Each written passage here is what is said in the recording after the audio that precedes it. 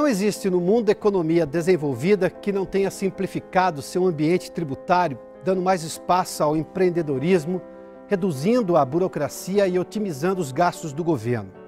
Por isso, a FEComércio de São Paulo preparou uma série de debates com especialistas e acadêmicos do Brasil e do exterior para discutir os entraves do desenvolvimento do país. Mais do que isso, a entidade coloca em pauta propostas que visam, sobretudo, o ajuste das contas e das políticas públicas.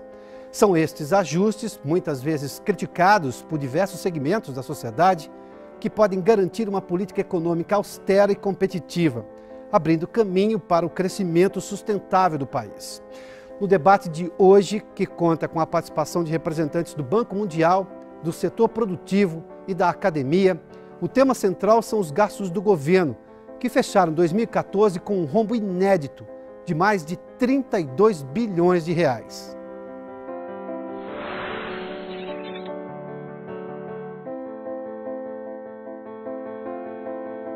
O dinheiro que já é gasto como proporção do produto interno bruto brasileiro, do Brasil, é dos mais altos no mundo. Não é uma questão de dinheiro, que é outra coisa atrasada que eu vejo frequentemente no Brasil. A gente não pode falar de qualquer coisa no Brasil, qualquer política, qualquer ideia. Vamos fomentar a indústria. Vamos produzir energias renováveis, vamos racionalizar isso, e automaticamente as pessoas... e precisa de um incentivo, precisa de grana. Esse vício secular de achar que qualquer coisa para acontecer precisa ter o bolso molhado pelo governo. Por que o Estado brasileiro tem que arrecadar tanto? Porque o Estado brasileiro gasta enormemente. E por que o Estado brasileiro gasta enormemente? Bom, eu diria que em larga medida porque a sociedade quer que o Estado gaste enormemente. Você tem escolhas sociais que são feitas nessa direção. Na verdade, em certo sentido, o problema seria mais fácil de resolver se fosse apenas uma questão de ineficiência ou de incompetência ou de corrupção ou o que fosse. Mas eu acho que o problema é mais complicado do que isso, porque eu acho que em larga medida o Estado brasileiro é o que a sociedade quer que ele seja. The bulk of social spending still benefits the upper and middle tier of Brazilian society. And it takes up a huge portion of the budget. There are other areas which are also very high expenditure areas. Now, if you, in a perfect world, you could reallocate some of that money in the direction of infrastructure, in the direction also not only of infrastructure, of education, of health, sort of human capital, Brazil would be much better off. But that's a very difficult, politically very difficult thing to do. Eu acho que o debate, Adalberto, sobre carga tributária não vai a lugar nenhum até a sociedade sentar e dizer, bom, se a carga tributária tem que ser diminuída, e tem que ser, quais são os serviços que poderemos dispensar? Quais são os diretamente do governo, sim. Por exemplo, precisamos de 39 ministérios. Não precisamos. Mas por que existem? Ainda pessoas de senso comum, que é como abundam no Brasil pessoas de senso comum em todos os setores da sociedade, porque ficam aceitando uma situação de 39 ministérios. É que faltou, eu acho que está faltando no país, um debate honesto sobre o que nós vamos deixar de gastar. Veja a base governista hoje. Quantos partidos tem na base governista? Você tem que ratear. Você cria mais ministérios, tem que ratear esses ministérios entre os partidos para atender a demanda para poder governar, né? Então isso é errado. Eu crio mais burocracia para poder governar de forma mais fácil, o que não combina uma coisa com a outra. E não vamos acreditar no contrário. Não, vamos ter outro partido político no Brasil que vai cortar os ministérios. Não vai cortar os ministérios. Sabe por quê? Não vai cortar? Isso não é real. Para cortar, você tem que limitar a sua base de coalizão. Limitar a sua base de coalizão significa deixar gente de fora. Deixar gente de fora significa criar uma oposição a você. Ninguém vai cortar de 39 para 20 ministérios. E também tem que pensar, o que é cortar? que cortar e juntar ministérios, ou seja, pegar 40 e transformá-los em 20, mas manter o orçamento igual, você não cortou nada, na verdade. Claro. Você está entendendo? Quer dizer, aí entra outro problema. Eu vejo duas coisas aí. Quanto mais transparência tivermos sobre as coisas, sobre as diversas dimensões da gestão pública, quanto mais debate tivermos sobre quem beneficia e quem perde, de acordo com qualquer coisa no que diz respeito às políticas públicas, maior será a probabilidade de que a própria população empurre sua classe política a fazer a mudança. Eu sou um profundo crente nisso, porque é a única maneira de sair desse imbróglio. E o que se estende também, já que falamos tanto aqui dos desperdícios de recursos materiais e humanos que decorrem dessa péssima condição de fazer negócio no Brasil, isso vale também para um pedaço importante do PIB brasileiro, que é o gasto público. Esses mesmos problemas a gente vê também no gasto público. Embora tenha ocorrido enorme avanço na última década no que diz respeito à informatização de processos de concorrência, no que diz respeito a estender o manejo de licitações de maneira mais aberta para volumes menores de compras, etc. e tal, ainda tem muito o que fazer nisso. E para avançar nessa agenda não é preciso buscar uma solução milagrosa. Muitas vezes basta apenas se fazer cumprir a lei, neste caso, a Lei de Responsabilidade Fiscal. Ela prevê a punição para o desvio do dinheiro público, a instituição do Conselho de Gestão Fiscal, que até hoje não foi criado, e dá diretrizes para o acompanhamento das despesas. Tudo isso, que nada mais é do que o cumprimento da legislação, já garantiria mais transparência nas contas públicas. Os indicadores apontam para um resultado do gasto público que poderia ser muito melhor para cada unidade de real gasto pelo setor público, por simplesmente se tivermos processos mais transparentes e processos com melhor prestabilidade de contas. Porque aí os desvios são menores, os desperdícios são menores e assim por diante. Essa é uma agenda que também tem que ser avançada. Porque isso vai quebrar alguns ovos para poder fazer o omelete, não é? Nós precisamos fazer uma reforma de base. Reforma de base custa caro, dolorosa e penosa. Estamos dispostos a pagar? Veja o Japão depois da Segunda Guerra Mundial. Veja a Alemanha depois da Segunda Guerra Mundial. Países que estavam absolutamente arrasados voltam ao topo da comunidade das nações, alta tecnologia, alta indústria, alta produtividade. Ah, não, mas foram beneficiados pelo Plano Marshall. Mas quanto que custou o Plano Marshall e quando se desperdiça de recursos econômicos no Brasil? Esse desperdício a que o professor Hussein se refere é difícil de mensurar, mas o custo é alto para o país. Por isso, diminuir o número de fraudes em todas as esferas já seria um grande passo para o governo. Outra medida que também é defendida pelos especialistas é o corte gradual das despesas. Mas por onde começar? Rever os benefícios sociais para todas as classes ou reformar a Previdência? Ambos são assuntos controversos. Um exemplo muito comum no Brasil, um debate meio improdutivo, os famosos programas de Bolsa Família do Brasil. O fato de que a Bolsa Família não vem na classe média, ou a classe média alta, faz com que a classe média alta se opõem e querem cortar esse gasto, mas o que favorece o Estado ou classe média, por exemplo, acesso gratuito a universidades, subsídios, pensões, emprego público, não querem de jeito nenhum cortar.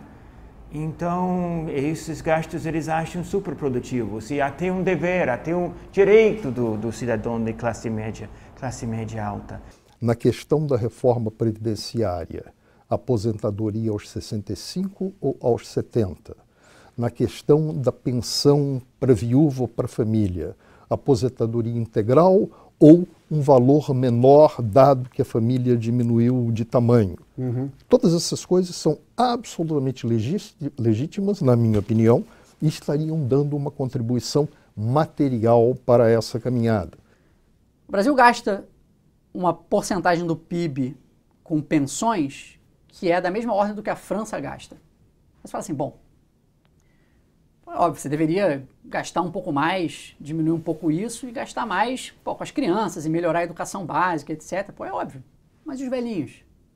E os direitos adquiridos? Que foi uma escolha dos sul-coreanos, não foi lá no passado? Fizeram uma escolha, mas é uma escolha dura. Duríssima. É uma escolha dura. É isso que eu quero dizer, entendeu? Não é uma escolha. Quando você vai ver na prática, assim, pô, mas tá cortando os direitos das pessoas, o cara trabalhou a vida inteira, é uma aposentadoria, pô, uma mixaria. Às vezes não é, né? Porque a gente tá falando, enfim. Mas estamos falando da média. A média ganha assim, pouco. Não é uma escolha tão simples quanto possa parecer. Aí você vê que tem gente que está perdendo com isso. Então, a resistência eu diria, muito mais, Roberto, na resistência de grupos de interesse que estão encastelados do jeito que as coisas são e que resistem à mudança. Agora, quem está lá dentro, eu me lembro das dificuldades, por exemplo, quando eu passei no governo, e um projeto que a gente achou que ia ser um maná, né, ia ser fácil, que era a reforma da lei de falência. E impressionante como na hora que o projeto chegou na praça, embora não aparecesse nenhum artigo contrário em nenhum jornal, as emendas parlamentares cresceram e o processo demorou. Por que a gente resiste tanto à mudança? Porque tem gente que ganha dinheiro do jeito que a coisa é. Então, o país paga um preço. Paga um preço pelos privilégios de alguns grupos. Não é fácil de seguir, porque todo mundo quer proteger o que tem e querem mais. E vai haver uma peleia, porque neste momento o governo brasileiro tem que cortar as despesas e tem que cortar os impostos. Está mais que passado o momento de passar um pente fino nas diversas caixinhas do gasto público brasileiro e olhar assim, olha, vamos abrir a caixinha aqui. E aí não é coisa genérica, não. Tem que pegar cada uma das caixinhas e dizer, olha, isso aqui se justifica por razão de pobreza extrema? Sim, ok, então guarda. Isso aqui se justifica por necessidade para dar aporte a investimento em infraestrutura, porque é um gargalo importante hoje sobre a produtividade brasileira? Sim, então guarda. Não, então vamos rever isso aqui. A mexida que foi feita, por exemplo, agora no seguro-desemprego, que foi um grande começo, um ponto importante. Das novas medidas? Das novas medidas, pois do Ministério da Fazenda. Que estavam em estudo já no período anterior. Olha, para corrigir absurdos. Como é que um país em pleno emprego, como o Brasil tem estado nos últimos anos, e com seguro-desemprego explodindo, é impossível. Tem coisa errada aí. E, de fato, tem. Nós estamos vendo, sabe, a gente não quer virar uma Argentina, onde está tudo meio desmilinguindo ali, escândalo atrás de escândalo na economia, sabe, o escândalo político, que é o governo argentino, que sempre, lá aquela coisa, sempre se volta a dançar o mesmo tango na Argentina. Você não quer que o Brasil seja isso. Os modelos do lado do Brasil são pavorosos. Argentina, Venezuela. Isso é o consolo nosso, nós somos melhor do que a Venezuela. A Argentina não basta. Você tem que ter pelo menos um padrão de cobrança, de idealizar um Brasil melhor. No sentido inglês, ter uma ambição melhor, é isso? Maior. Não uma ilusão maior. Não. Uma ambição melhor. Mas para alcançar a ambição de uma economia forte, sem a ilusão de que é possível reformar sem esforço e sacrifício, o Brasil precisa ousar. Segundo o conselheiro sênior do Banco Mundial, Otaviano Canuto, é hora de quebrar também alguns paradigmas. Flexibilizar os gastos com saúde e educação é um bom exemplo. Eliminar a cláusula de cota mínima do Fundo de Participação dos Municípios também é uma proposta. Tudo isso é capaz de trazer mais efetividade para as contas públicas e, claro, também para a economia do país. Mas não adianta nada desperdiçar tempo e dinheiro nessa reforma se as contas da balança comercial passarem todo ano por uma maquiagem que às vezes ganha outro tipo de nome, como, por exemplo, contabilidade criativa. Qualquer ação desse tipo compromete credibilidade e tem um custo. Mas, na minha opinião, o processo de conquista de credibilidade passa por mais do que apenas essa falha. E, na minha opinião, a caminhada que o Brasil tem que iniciar é uma de conquista da credibilidade fiscal de longo prazo, que nunca foi conseguida. Nós estamos falando em plano de 20 anos, ou seja, uma lógica que se mantenha, que seja anunciada e se mantenha por pelo menos 20 anos. O longo prazo se faz de curtos prazos bem-sucedidos, mas é importante se ter a visão de longo prazo para que as ações no curto prazo pelo menos apontem nessa direção. Eu diria que o Brasil ainda é olhado como um país sério, inspira confiança, mas não entusiasmo.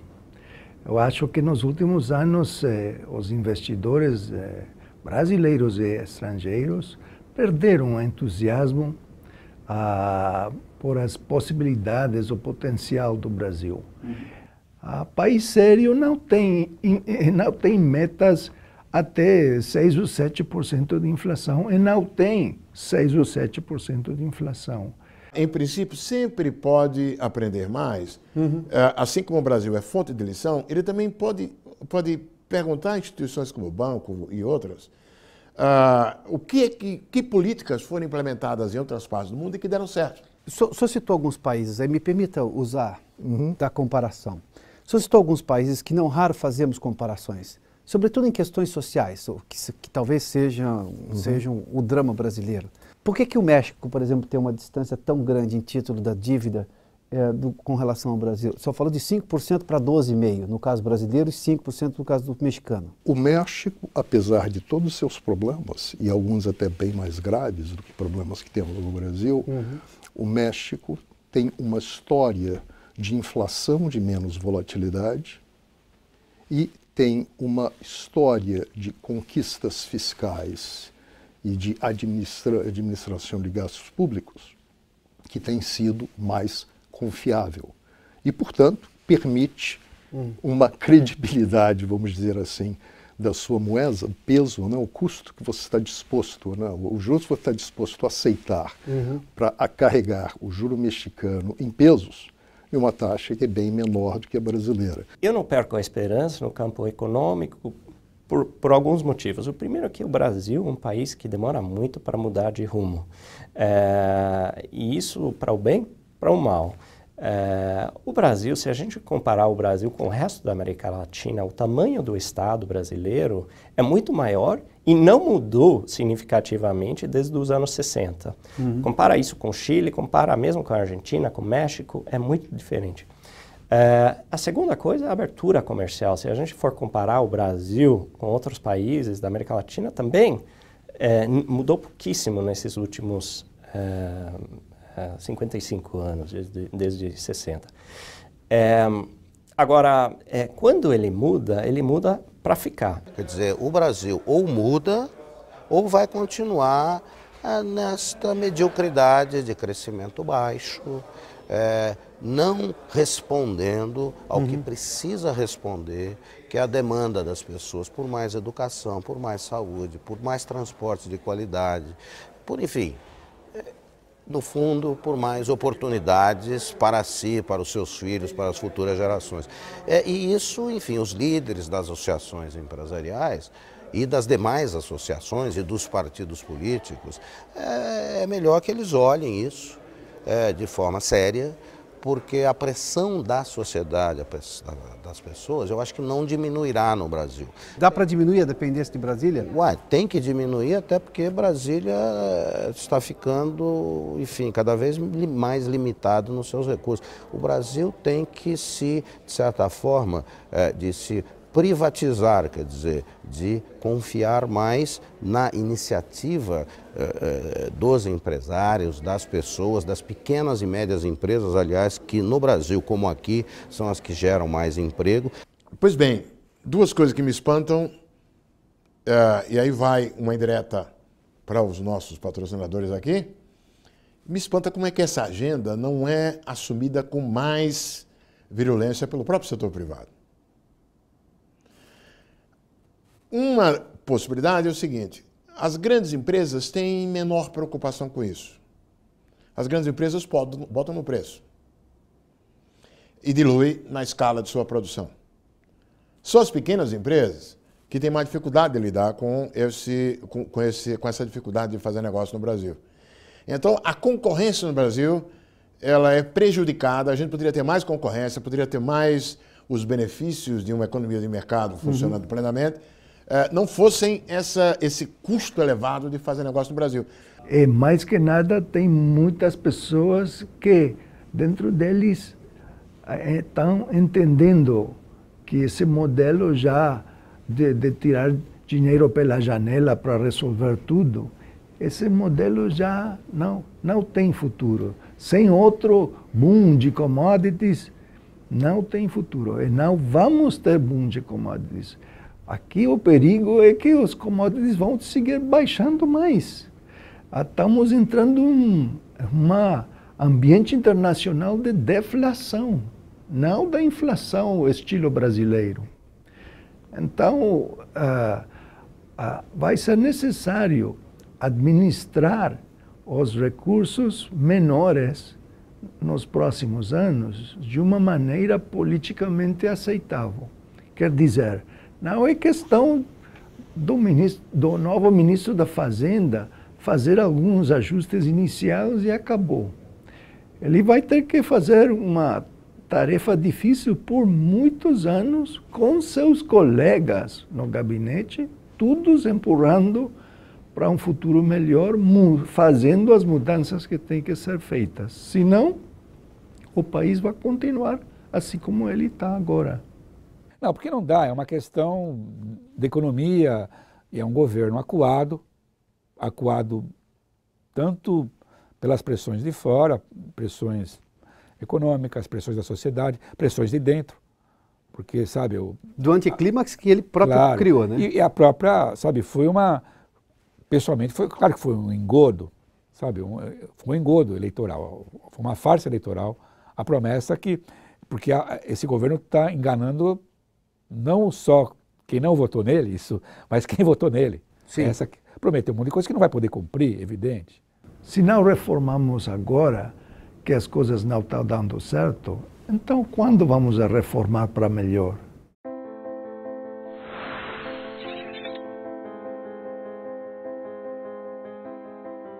Esse foi o primeiro capítulo da nossa série de debates Pensando o Brasil. Todas estas entrevistas, 13 no total, vão ao ar nos canais digitais da FEComércio São Paulo. E além dos gastos públicos, que foi o tema que nós elegemos hoje para esta discussão, as entrevistas tratam da simplificação do ambiente tributário, as reformas políticas e previdenciária, o empreendedorismo e muitos outros temas. O debate agora é com cada um de nós. Nessa série, que gravamos ao longo do mês de janeiro, os pontos de vista foram os mais diversos, mas uma opinião foi unânime. O papel das entidades, das associações e dos sindicatos é fundamental para mudar o que está dando errado.